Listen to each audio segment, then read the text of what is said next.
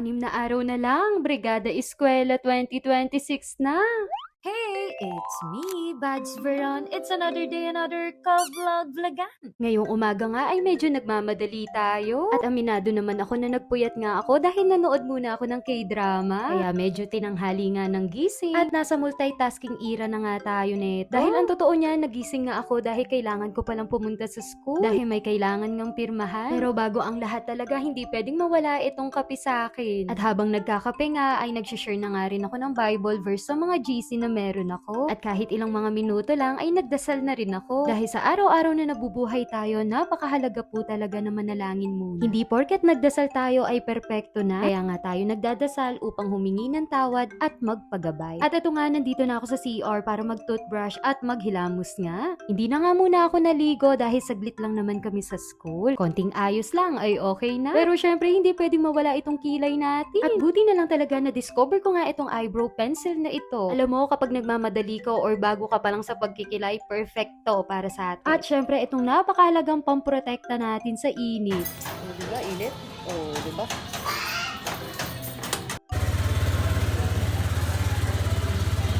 Mga alas 10 na nga ito ng umaga, kaya ramdam mo na talaga yung init. And finally, nandito na nga kami sa school. At syempre, diretso na nga tayo dito sa office. Either, bakit Kala ko nga kanila Muslim eh. At sa TLP, kala dyan Muslim. tawag dyan? May tawag dyan eh. Full face mask, protection. Sobrang init po eh. Nakamotor ka, ma'am? Opo. Marunong ka? Hindi ma'am, kasama ko sa service. Marunong. Blooming mo ma'am! Ika na itang vlog mo na. At yun nga, nakatsikaan ko pa nga si Ma'am Florence tungkol dun sa vlog na sumasayaw siya. At balita ko nga siya na nga yung magiging leader namin sa Nest Dancers. After nga namin sa school ay dumiretso nga kami banda dito sa palengke. At dahil medyo masama nga yung pakiramdam ni Sir Neil ay gusto niya nga kumain ng saging. At gagawin nga rin namin itong smoothie. Pagkatapos nga ay bumili na nga rin kami ng pang-ulam namin ngayong tanghali. At eto nga, pauwi na nga kami. Malapit lang nga talaga kami sa school kaya dumaraan kami rito. At minsan nga mapapasana all ka na lang kay Teacher Jess and Teacher Carla. Dahil ngayong Brigada Eskwela nga, ang dami nilang sponsor. Yan eh. Ito. Ayan no, ayun yung gamit. At ito nga tinuturo ko, yan po yung classroom ko. At baka naman po, pintura at pampaayos ng bintana. And finally, nandito na nga tayo sa bahay. At syempre, pagmamalaki ko nga sa inyo itong smart lock namin. Naku, sa totoo lang, sobrang mura na po nila dito sa Lock Pampanga. Ang dami ngang nagtatanong sa akin kung saan ko ito binili. Hindi nga nila akalain na mura lang. At ito nga, nandito na tayo sa bahay at sa totoo lang, medyo magliligpit nga ako nito. Pero bago nga ang lahat ay kailangan ko munang linisin pala itong galunggong. Medyo makalat nga ngayon sa bahay dahil gumawa nga kami ng content kagabi. Bad! Pa-search nga paano magtanggal ng hasang. Gusto kong panoorin, baka meron pang mas tama.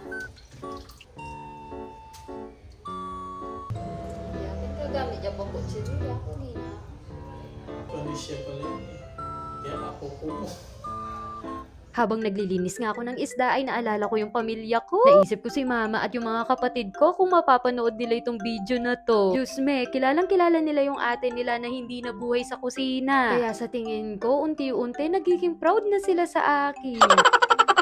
Si Bads Neil nga yung nakatoka para magpirito ng isda. At habang ako naman nga ay magliligpit muna ng mga gamit. Hindi naman talaga as in makalat dito sa bahay, kundi ito lang mga ginamit namin para sa content. At lalong-lalo na yung mga product na ina-affiliate natin. Speaking of affiliate, maraming salamat po pala dun sa mga bumibili. Sobra ko po kayong na-appreciate, especially yung mga nagko-comment, like, and share.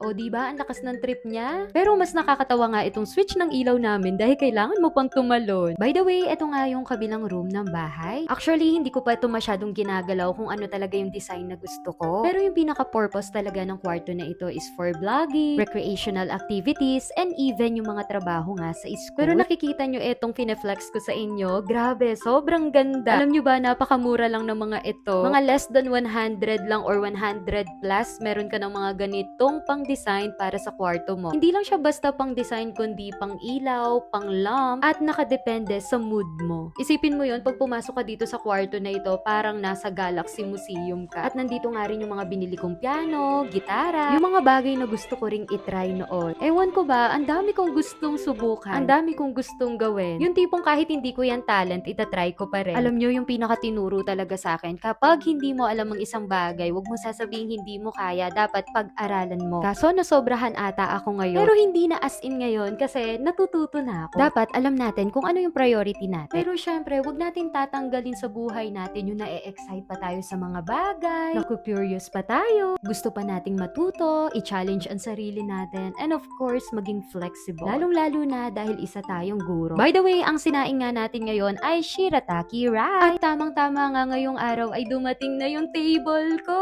Sa panahon nga ngayon, bago ko nga bilhin yung mga bagay-bagay, ay kailangan ko talagang pag-isipan na muna. Pero syempre, dahil teacher tayo, ay kailangan na kailangan natin ng table. At ito nga, sakto nga, ay luto na rin yung pagkain. And here we are, we're preparing our food. Alam nyo, yung mga simpleng bagay na ganito, sobra kong chine-cherish. Dahil kapag may pasok na naman, may mga panahon or mga oras na hinahabol talaga natin yung oras. Yung tipong minamadali natin ang lahat-lahat ng bagay. Yung tipong nakafocus tayo sa mga to-do list natin. At minsan, bilang isang teacher, hindi ka lang nakafocus sa buhay mo, sa problema mo. Dahil sa panibagong school year, panibagong mga estudyante at magulang ang makakasalamuhan natin. But wait, can I rephrase it? Palitan ko yung salitang problema. Sabi nga ni Sir Ronald dun sa training, wag nating sasabing problema, kundi challenges lang.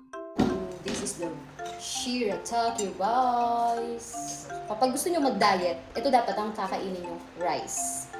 Yes, it's still a rice, kaya nga shirataki rice. Pero dito, di nyo mafe-feel yung ang bigat ng tiyan ninyo kahit madami na kayong kinakain, lalo na para sa mga nagda-diet. Perfect na Some perfect. sugar. Yes! Super healthy living tayo.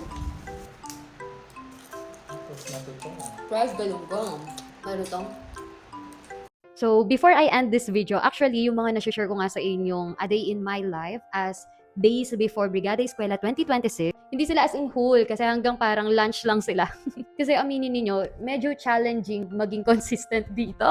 Siyempre, yung nagvi-video ka, tapos i-edit mo pa yon, titignan mo ano yung pwede mong sabihin, tapos magvo-voice over ka pa. So, mukha akong maarte, no? Mukha akong maarte magsalita. Hindi naman, konti lang. Pero yun nga, after lunch, after kumain, nag-edit na ako noon ng mga ginawa ko ngayon, ano yung mga nangyari kanina. Tapos yun, may dumating nga na parcels pa ng mga iba na syempre ipopromote natin and hoping na supportahan nyo rin po ako. Tapos yun, after kong mag-edit, ang ginawa ko naman, pero yung mga edit na yun, hindi sila mga final output pa. Tapos yun, nag-workout ako, ayun, nag-enjoy naman ako. So, hindi ako agad-agad umaasa sa progress, pero may progress. By the way, na-appreciate ko itong hair ko ngayon. Ang ganda talaga doon sa Haji Salon.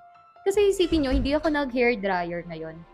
Oh, pero ang ganda ng bagsak ng hair ko. Pero syempre, hindi lang yun, kundi yung ginagamit ko rin sa hair ko na silk screen. At ito na nga, tatapusin na natin itong video na ito. Gusto ko lang magkaroon ng konting sentiments. Ha? Sentiments? Hindi, kasi gusto ko lang po magpasalamat. Na-appreciate ko kasi alam ko naman talaga. Gusto ko magpasalamat po dun sa mga taong nagko-comment po kasi nakakadagdag po kayo ng engagement, dun sa mga nagla-likes, mga nag-heart, nagre-react. Alam nyo, sa totoo lang, kilala ko po kayo kung sino kayo. Alam ko yung mga consistent sa Black Up, sa Blue Up. Grabe, maraming salamat po sa inyo. Siyempre, no, aminin natin, ginagawa na natin to, kailangan may goal na tayo, may ginugusto na rin tayo. Kaya, maraming salamat po. Isa pa to nakakakilig lang kasi ang ganda niya. Mutya, title. Tapos napapansin ko talaga lahat ng videos ko po, ina-heart ni ma'am. Shout out ma'am Lian Joy. Pero hindi lang siya, mapalalaki, mapababae. Kilala ko po kayo, kaya maraming salamat po talaga. At yun lamang po, thank you po, and God bless.